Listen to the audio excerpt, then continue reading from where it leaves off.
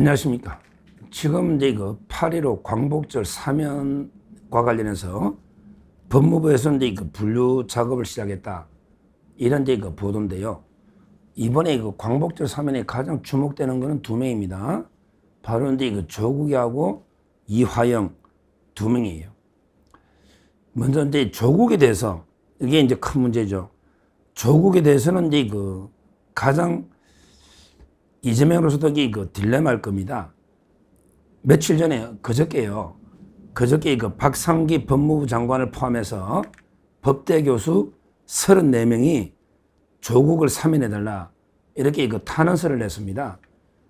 박상기 법무부 장관 포함해서 34명의 교수가 조국이를 사면해달라 이렇게 탄원서를 냈는데 아직도 이게 그 이재명이는 상당히 묵묵부답 침묵하고 있습니다. 얼마 전에 그 이재명하고 야당 거의 뭐 좌파 정당 5개 있잖아요. 거기 그 이재명하고 좌파 정당 5개 대표가 오찬을 했잖아요. 그때도 그 조국 사면해달라 했더니 이재명이가 언급도 안 하고요. 오히려 그 민주노총이나 노동자들 사면에 대해서만 관심을 가진 거예요. 실제 그 조국이 사면은요. 원래는 이게 출소일이 내년 12월 15일입니다. 내년 12월 15일. 2년간 이게 그 만기 출소인데요. 지금 이제 이거 한 6개월 좀 더 한 7, 8개월 되겠죠. 2년 중에. 그러니까 이제 이거 이재명으로서는 상당히 그 딜레마입니다. 딜레마예요. 왜 그러냐면 이게 그 여러 가지 이제 이유가 있는데 사면을 안 해주려니까 보세요. 사면을 안 해주면 바로 이제 조국당하고 연합이 깨질 수가 있는 거예요. 그리고 이제 이번에 대선 후보 안 낸 것도 사면 약속이 있었다고 하면 또 이게 그 후보 뒷거래, 추악한 이게 뒷거래가 있은 거 아니냐. 이렇게 조국당에서 폭로할 수도 있고, 그 다음에 조국당하고 협조 관계가 깨질 수도 있는 거예요. 이제까지 저번에 총선 이긴 것도 지민 비조, 조국당이 지민 비조, 지역구는 민주당, 비례는 조국당, 이래가지고 이재명이 싫어가지고 투표 안 할 사람들을 투표장으로 끌고 간 거예요. 그러니까 이제 그 총선을 이긴 것도 조국당이 도움이고, 그 다음에 이번 대선도 조국당이 후보를 안 냈잖아. 근데 이렇게 도움을 받았는데, 만약에 사면을 안 해주면 야, 의리가 없다, 배신, 또는 그 좌파연합이 깨질 수가 있는 거예요. 그러니까 안 해주기도 그렇고, 또 사면 해주려니까 가장 큰 문제가 뭐다? 이재명이가 사면해 주려니까 가장 큰 문제가 그러면 그 조국이가 앞으로 차세대 대권 후보 1위로 올랐습니다. 지금 현재 그 조국이하고 김민석이 싸움으로 보고 있어요. 다음에 그 좌파 지도자는 조국이냐 아니면 김민석이냐 두 개로 보는데 근데 조국이가 유리하다 봐야죠. 그러면 바로 이재명이가 레임덕이 오는 거예요.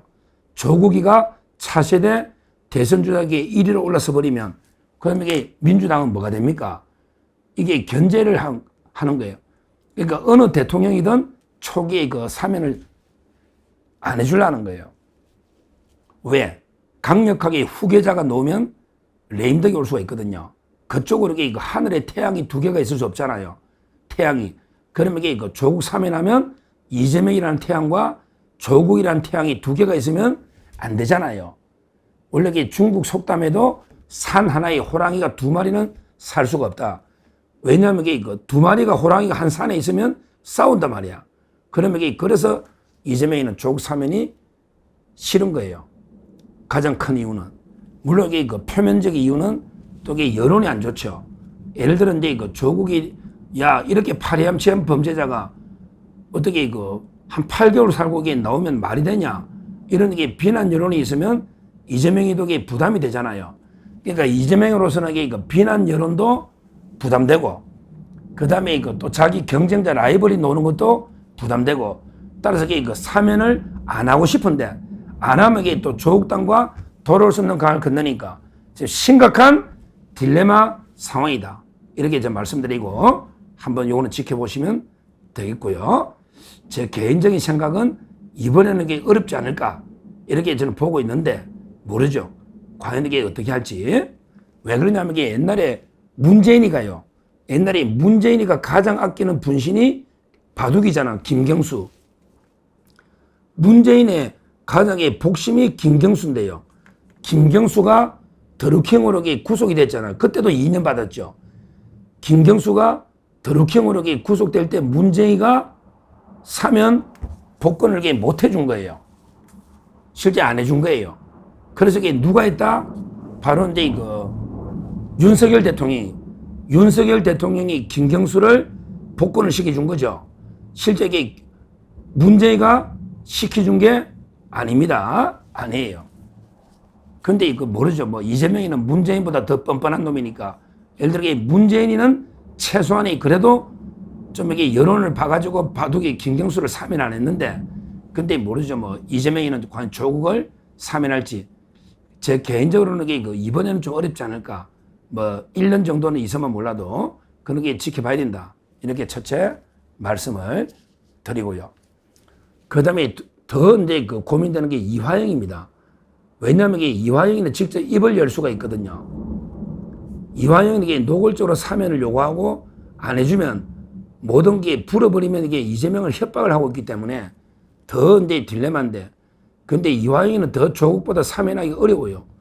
왜 그러냐면 이화영이가 지금 기소가 된 게 6개입니다. 6개. 근데 이번 거 대북 송금을 사면해줘도 또 이화영이가 개인적으로 쌍방울이나 받은 돈이 또 많고요. 그리고 이제 또 다른 기업에 받은 것도 있고요. 그 다음에 또 쪼개기 후원금이나 실제 이화영이가 기소된 게 엄청나게 많습니다. 따라서 이제 더군다나 이재명이하고 공범인데 이 공범을 사면한다? 이것도 말이 안 되는 이야기입니다. 근데 사면을 안 하려니까 또 협박들 당하고요. 그래서 이제 어떻게 했다? 이화영이는 아마 재조사를 해가지고 무죄를 만들어 줄 것 같아요. 이화영이는 사면은 못 시켜주고 여러 가지 이유로 대신에 뭘 한다? 바로 진상조사, 재조사 TF를 만들어서 그냥 너 재심하도록 무죄 만들어 줄게. 야, 이화영 조금만 기다리라. 니도 살고 나도 공소치도 나도 살고. 그래서 대북 송금을 검찰 조작으로 몰고 가가지고 새로 조사하자. 그래가지고 그냥 바로 재심을 청구해버리는 이런 방법으로 가지 않을까. 이렇게 예상이 됩니다. 결국 이번에 이화영이는 아마 사면이 쉽지 않을 거고, 여론이나 남은 범죄가 많아서 대신에 TF 만들어서 검찰 조작 사건으로 서로 재심하면 누이 좋고 매부 좋고 이재명도 좋고 이화영도 좋고 이렇게 예상이 되고, 조국이는 지금 이게 아주 딜레마인데, 옛날에 문재인이가 김경수를 못한 것처럼 이재명이도 과연 못할까? 아니면 이게 이재명이가 더 뻔뻔하니까 조국을 사면해 줄까? 이게 지금 초미의 관심사다. 그러나 제 생각에 아직도 이재명이가 묵묵부답. 그래서 아마 이번에는 건너뛰고, 왜 처음에 정치쇼 좀 해야 되니까. 이재명이도 여론 엄청나게 의식하거든요. 지지율. 그러니까 이제 차라리 한 연말이나 이렇게 가지 않을까. 한번 지켜보시면 되고요. 하여튼 만약에 이재명이가 조국이나 이화영을 사면까지 해버린다. 이거는 역대급 사면권의 남용이다. 사면권의 남용입니다. 왜냐하면 이화영이는 공범자인데 사면한다. 이건 말도 안 되는 사면권의 남용이다. 그 다음에 조국이도 아직 3분의 1도 안 살았고요. 그 다음에 조국이도 지민비조부터 대선 때 단일 후보 그 대가로 사면해주면 이거야말로 추악한 뒷거래 아니냐. 따라서 만에 하나 둘이 사면하면 이거는 이제 사면권의 명백한 남용이다. 이거야말로 이재명을 탄핵까지 할 수 있는 이런 중대한 위법이다. 제가 분명히 말씀드리고, 하여튼 8월 15일이니까 아마 마지막까지 가봐야 될 거예요. 8월 중순까지 한번 지켜보고요. 둘이 사면하면 우리는 강력하게 맞서서, 어차피 우리 자유파가 8.15 대궐기를 하지 않습니까? 이번에 조국이나 이화영 사면하면 옛날에 문재인가 조국이 임명해가지고 광화문에 몇백만 명이 나왔죠. 그때 우리 10월 3일날 개천절, 10월 9일날 한글날, 그때 우리 광화문이 미어 터지도록 자유파가 총 걸게 했지 않습니까? 이번에 이재명이가 똑같은 짓을 하면 우리 자유파가 8.15 총 걸기로 이재명에게 탄핵 끌어내리는, 왜 사면권을 남용하느냐? 왜 공범자를 사면하느냐? 왜 추악한 정치적 뒷거래를 한 이런 조국이를 사면하느냐. 이렇게 강력하게 맞서 싸워야 된다. 이렇게 말씀드립니다. 감사합니다.